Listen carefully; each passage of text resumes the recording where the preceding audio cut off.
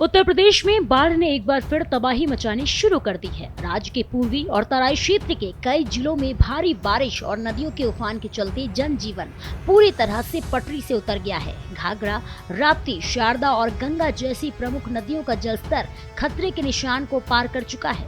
प्रशासनिक टीमें राहत व बचाव कार्यों में जुटी हुई हैं, लेकिन हालात अभी भी गंभीर बने हुए हैं।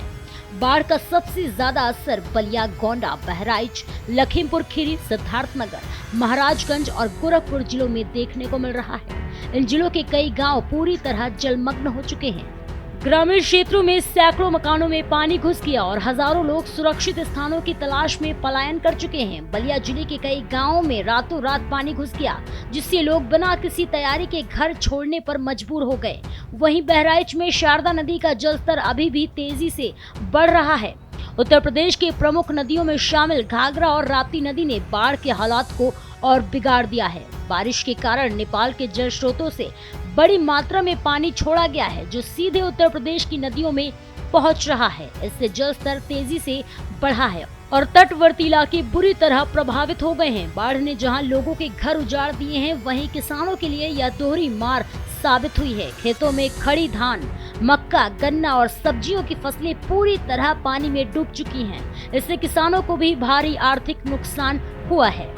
इसके अलावा कई इलाकों में मवेशियों के बह जाने और मर जाने की खबरें भी सामने आ रही हैं। पीड़ितों का कहना है कि सरकारी मदद अभी भी उनके गांव तक नहीं पहुंची है।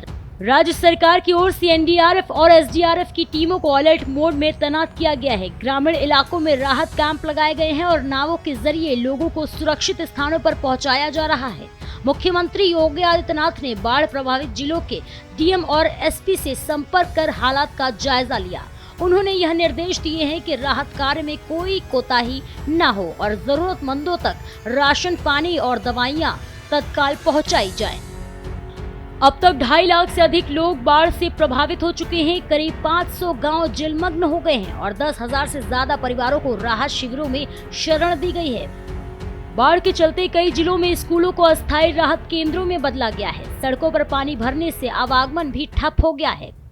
कुछ जगहों पर पुल और रास्ते बह गए हैं, जिससे गांव का संपर्क मुख्य शहरों से कट गया है। ग्रामीण इलाकों में मोबाइल नेटवर्क और बिजली की आपूर्ति भी बुरी तरह प्रभावित हुई है, जिससे संचार साधन ठप हो गए हैं।